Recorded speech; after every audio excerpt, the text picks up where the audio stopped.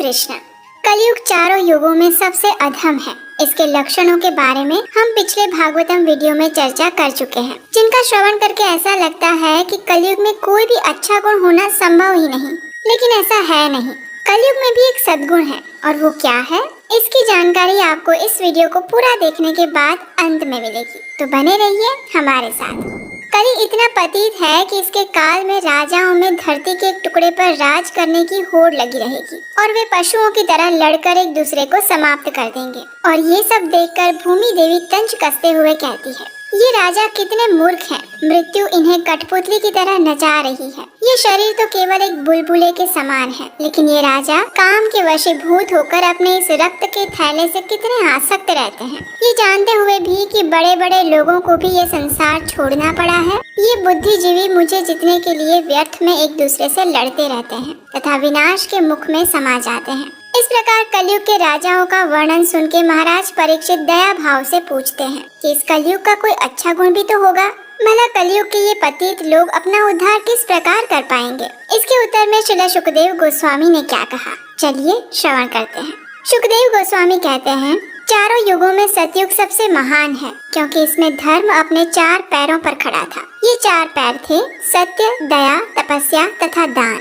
इस युग के लोग आध्यात्मिक प्रकृति की ओर झुकाव रखते हैं और आत्म संतुष्ट, दयालु, शांत, गंभीर, सहनशील तथा सभी के मित्र होते हैं। जब त्रेता युग का आरंभ हुआ तो धर्म का क्षय होने लगा। इसके पांव 3/4 ही रह गए। झूठ, हिंसा, असंतोष तथा कलह के रूप में अधर्म पनपने लगा। इस युग में 4 वर्ण अस्तित्व में आए और अधिकांश लोग प्रथम वर्ण अर्थात ब्राह्मण थे। लोग हिंसा तथा इंद्रिय भोगों से दूर रहते थे। द्वापर युग में धर्म और भी कमजोर पड़ गया तथा इसके पैर घटकर आधे रह गए। इस युग में लोगों को प्रतिष्ठा प्राप्त करने की तीव्र लालसा रहती है। अधिकतर लोग क्षत्रिय और ब्राह्मण वर्ण के होते हैं। वेदों का अध्ययन तथा ऐश्वर्यपूर्ण जीवन इस युग के लक्षण है। अंत में जब कलयुग आता है तब धर्म केवल 1/4 पांव पर ही खड़ा रहता है। धीरे धीरे धर्म के पैर पूरी तरह से टूट जाते हैं। लोगों का स्तर शूद्र तथा चांडालों तक गिर जाता है। वे लोभी, दुर्जन, निर्दयी और झगड़ालू होते हैं। जब मन, बुद्धि तथा इंद्रियां सतोगुण में स्थित होकर पूर्ण नियंत्रण में रहती है तब सतयुग रहता है। त्रेता युग में रजोगुण प्रधान हो जाता है और लोगों का उद्देश्य प्रतिष्ठा तथा यश प्राप्त करना होता है। द्वापर युग में रजोगुण के साथ साथ तमोगुण भी उभरने लगता है तथा लोगों में लोभ, असंतोष,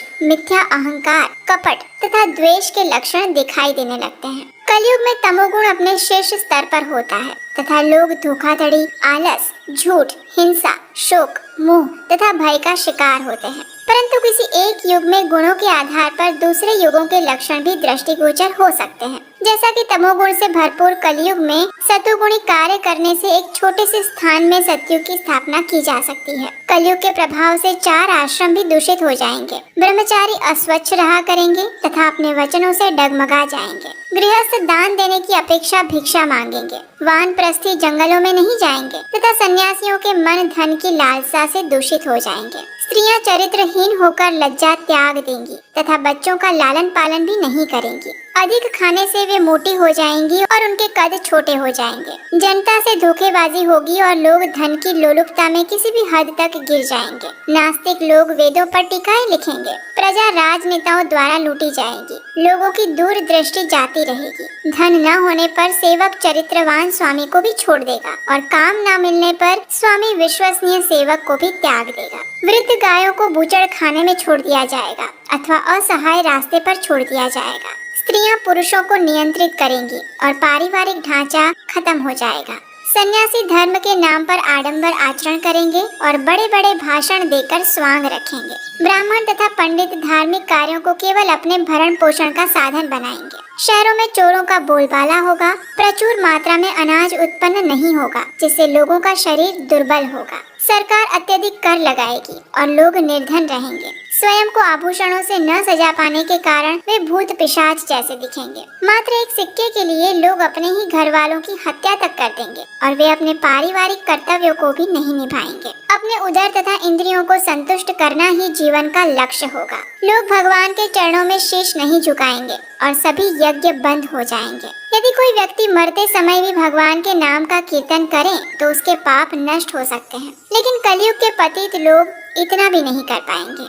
कलयुग के दोषों का तो कोई अंत ही नहीं है, परंतु फिर भी इसमें एक अच्छा गुण है। सतयुग में भगवान को प्राप्त करने का मार्ग ध्यान है। इसी लक्ष्य को त्रेता युग में यज्ञ करके और द्वापर युग में उनके श्री विग्रह की सेवा करके प्राप्त किया जाता है। लेकिन कलयुग कितना महान है कि केवल भगवान के नाम संकीर्तन द्वारा ही भगवान की प्राप्ति हो सकती है। यही इसका एकमात्र गुण है। इस युग में भगवत प्राप्ति करना सबसे सरल है। कलयुग का वर्णन करने के पश्चात श्रील सुखदेव गोस्वामी ने परीक्षित महाराज से कहा, हे राजन, आप अपना मन भगवान के चरण कमलों पर लगाएं। अवश्य ही भगवान आपके हृदय में अपने शाश्वत आध्यात्मिक स्वरूप को प्रकट करेंगे। हम समझते हैं कि ये बात केवल परीक्षित महाराज के लिए है, परंतु ऐसा नहीं है।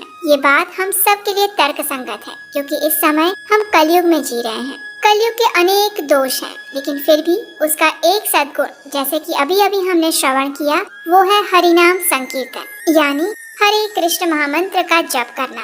तो चलिए हम सब भी महाराज परीक्षित की तरह अपने मन में सदा भगवान का स्मरण करें तथा कलयुग में मिले इस सुनहरे अवसर का पूर्ण लाभ उठाएं। हम सौभाग्यशाली हैं कि हमें इस अल्प आयु में भी भगवत भक्ति करने का अवसर मिला है, जो कि गंवाने योग्य बिल्कुल नहीं है। इस कलयुग में हरिनाम का जप और हरि कथा का श्रवण, यही एकमात्र उपाय है हमारे जीवन के अंतिम आध्यात्मिक गंतव्य को प्राप्त करने का। ऐसी ही मधुर श्रीमद् भागवतम कथाएं सुनने के लिए आपके अपने इस चैनल को सब्सक्राइब कर लीजिए और हम आपसे मिलेंगे बहुत जल्द एक और श्रीमद् भागवतम कथा के साथ। हरे कृष्ण।